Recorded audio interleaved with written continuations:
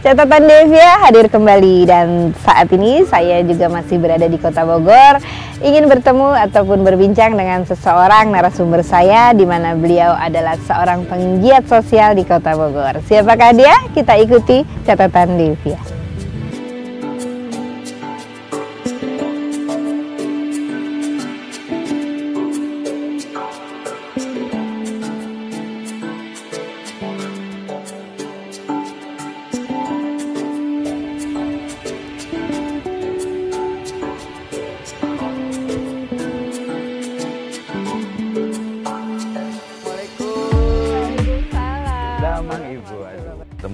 Nah, ini dia narasumber kita pada kali ini.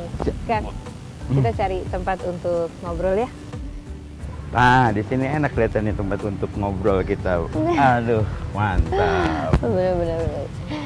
Oke, Kang Iwan, yang saya tahu nih, Kota Bogor ini kan merupakan kota urban ya. Dan yang saya tahu juga, Kang Iwan itu adalah seorang praktisi penggiat sosial di Kota Bogor. Permasalahan sosial di Kota Bogor itu seperti apa sih, Kang? Ya, memang kalau berbicara masalah sosial itu tidak akan habis satu. Kemudian juga dia dinamis, apalagi di Kota Bogor ya, kota kecil tetapi kayak bunga dan sering dihinggapi oleh lebah.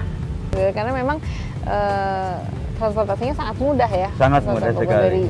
Tidak perlu istilahnya memakan waktu yang lama gitu kan, dari Jakarta dan aksesnya banyak gitu ya, Kang. Pintunya banyak. Karena gitu. pintunya banyak itu hingga semua kendaraan masuk jadi macet memang. Penyelesaian dengan masalah-masalah sosial tadi ya, karena memang kita lihat tingkat-tingkat kemiskinan dan segala macamnya kan masih menjadi masalah ya, Kang, ya, untuk di Kota Bogor ya. Sangat ya. Kenapa? Kayak ini bangunan fisik. Di dalamnya itu kan isinya manusia. Iya. Ketika manusianya bermasalah, maka ini akan menggerogoti bangunan itu hingga runtuh. Ketika kita tidak diawasi, tidak melakukan upaya-upaya preventif yang melibatkan seluruh yang ada di dalam sana untuk menjaga bangunan atau kota ini secara baik. Karena yang menjaga dan memelihara bangunan ini adalah manusia-manusia yang ada di dalamnya. Nah, Kang Iwan sendiri mempunyai satu program kah atau punya satu rencana gitu atau bagaimana? Iya, sementara kan saya bergerak di bidang sosial. Beberapa kegiatan yang saya lakukan seperti pencegahan penanggulangan HIV, gitu kan, sosialisasi narkoba. Karena di dalamnya ketika berbicara HIV maka turunan berikutnya adalah masalah-masalah yang lain.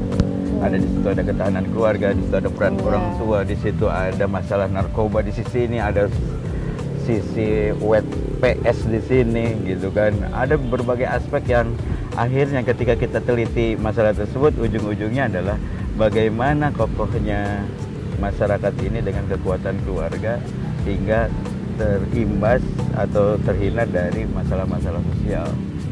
Itu baru sedikit permasalahan tentang kegiatan sosial tadi ya. Nanti akan kita kembangkan lebih lanjut di segmen berikutnya.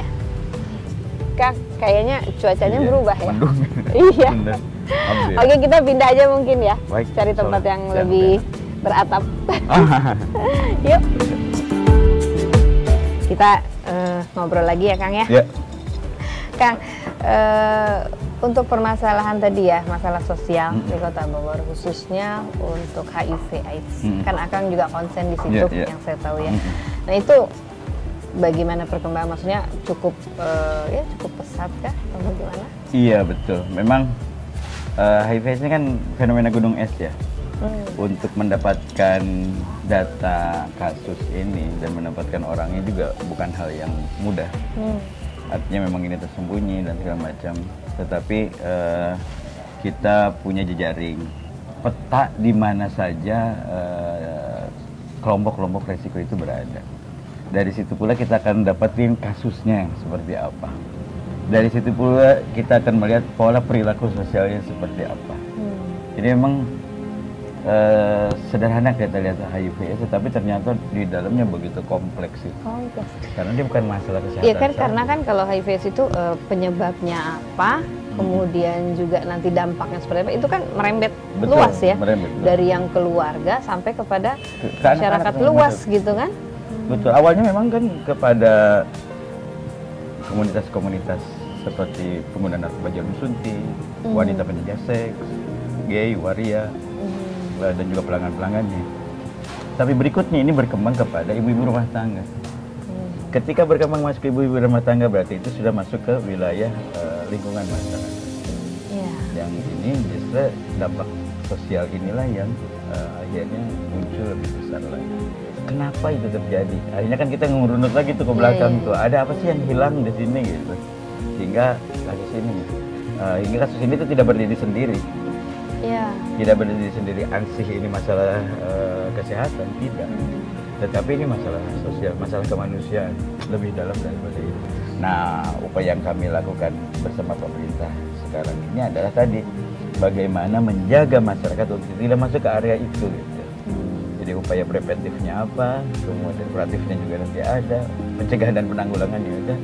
Nah, kita buat dari hulu ke hilir. Hulu kita mulai menemukan sampai dia gimana caranya keluar dari permasalahan tersebut. Karena kalau langsung bersentuhan tadi dengan masyarakat, artinya kan sudah menjadi bukan masalah yang ada di lingkungan masyarakat aja, harusnya pemerintah daerah juga sudah sangat-sangat memperhatikan dengan serius. Betul. Gitu ya. Dan tidak bisa dihindari bahwa harus ada hubungan erat antara pemerintah, masyarakat dengan lembaga sosial masyarakat yang ada atau yang swasta. Keterkaitan ini tiga-tiganya harus saling bahu-bahu. Sebetulnya kalau konsepnya di orang Sunda ya, sile-asa itu adalah bagian untuk mengentaskan masalah-masalah ini. Artinya di situ ada keterlibatan pemerintah mengajak warga sesama mengingatkan kepada warganya, sesama warga dan seterusnya. Karena dampaknya jangka panjang ya. Jangka panjang. Baik, itu tadi baru mungkin 1-2 permasalahan yang kita perbincangkan. Kalau ingin tahu lebih banyak lagi tentang kegiatan sosial Kang Iwan ini dan juga permasalahan yang lainnya, mungkin bisa kita kupas lagi. Oke, Kang. Jadi tadi sudah banyak masalah sosial yang memang langsung bersinggungan dengan masyarakat. Otomatis kan ini juga tentang tanda kutip ada pendidikan di situ, ya. Kemudian ada religiusnya di situ. Itu kan semuanya harus dirangkum supaya bahagia, ya kan? Nah, oleh karena itu tadi konsep ciri asli itu juga diterapkan di dalam sebuah pemerintahan untuk menciptakan pemerintahan yang tawazun di dalam pembangunan. Karena semua aspek harus diperhatikan gitu loh. Oke, sekarang kita akan membangun fisik, tetapi juga saya harus siapin juga masyarakatnya juga. Masyarakatnya harus pintar, itu dengan pendidikan. Masyarakatnya harus sehat, itu siapin dengan kesehatan. Masyarakatnya harus berdaya, itu dengan pemberdayaan ekonomi dan sebagainya. 3 hal ini kan harus bersinergi gitu. Maka diperlukanlah ada kebijakan, pemerintah memberikan kebijakan kepada 3 aspek ini. Tapi kalau lihat Bogor ya, untuk fisik kan udah terbatas sebetulnya. Justru ke depan ini kita harus berpikir bagaimana kita harus menjadikan ruang-ruang publik ya. Bahkan ketika di sana mungkin ada aset pertanian yang sudah hilang, mau jadiin perumahan, lebih baik kita pemerintah beli lagi, kemudian tanah itu dikelola oleh masyarakat misalnya, untuk mengantisipasi masalah kemiskinan, terjadinya pergeseran masyarakat. Kalau Bu Devia lihat bagaimana terjadi pergeseran di daerah ke Tanah Sareal, itu kan bergeser semua. Di situ perumahan. Apalagi sekarang lagi jalan tol gitu. Wilayah saya itu. Pertanyaan berikutnya adalah kemanakah masyarakat asli yang awal di situ?